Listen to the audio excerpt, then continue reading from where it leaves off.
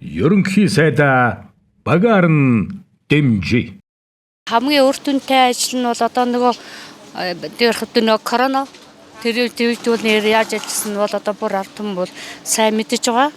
Миний хувьд ч гэсэн бас имжлүүлж өрөөл тэгэл нөрслөн сэргийлэх төр үлсэг мүслэгт нь оролцоод одоо хүн ардын амьдрал ахуй ч гэсэн сайн явж байгаа л гэж бодож байгаа. Миний хувьд бол хөгцсөн гэж бодож байгаа. Тэгээд ер нь л одоо өмнөх жилийн сонгуулиас ингээд өнөөдрийн хүртэл одоо энэ 24 оны сонгуул хүртэл ингээд харахад саяны мөрөө хөтөлбөр төр хүртэл байсан тий ингээд өчнөө олон хүүхдүүдтэйгээ дэмжсэн хөтөлбөрүүд явагдаад тэгээд залуучуудаагаа дэмжиж ингээд ер нь л дээшнээ тэгээд үүнийг дамжуулаад болохоор нийгэм бас дагаад арай өөрчлөгдсөн байх гэж бодож байгаа. Хамгийн гол зорилго нь алсын хараа тавь гэдэг л байгаа байхгүй. Одоо энийг л гүйцэх хэрэгтэй шүү дээ. Тэгвэл өөр олон юм гарч ирээд дахиад нэг шинэ төлөвлөгөө гаргана. Нөгөө төлөвлөгөөг боловсруулах сар гол 4 жил чинь дуусна шүү дээ. Тийм учраас хамгийн гол нь одоо 50 он хүртэлх энэ 30 жилийн маш том төлөвлөгөө гарцсан байгаа. Би одоо энийг л хэрэгжүүлээсэй л гэж бодож байна. Багшийн хувьд хэлэхэд боловсруулалтын тал дээр бол асар их юм төлөвлөсөн байгаа шүү дээ.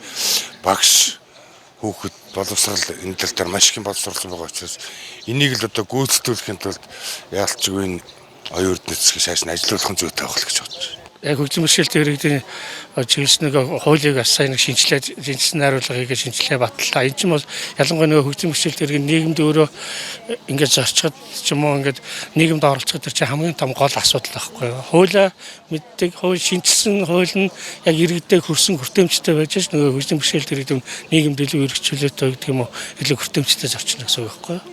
Тэгээ гол нь хуулийг шинжилж боловсруулж шинэ найруулга оруулж өгсөн тал нь илүү ялангуяа хөгжим бэрхшээлтэй ирээд бид нарт бол энийг даваа талтай байгаа. Ер нь бол үр дүнтэй их л үр дүнтэй л ажилласан гэж бодоод байгаа шүү дээ. Өөрийн хувьдаа бол тэгээд одоо ч гэсэн багаараа бас гараад ирвэл бас зүгээр л ах гэж бодоод байна тий. Ард түмний ялалт Монгол ардын нам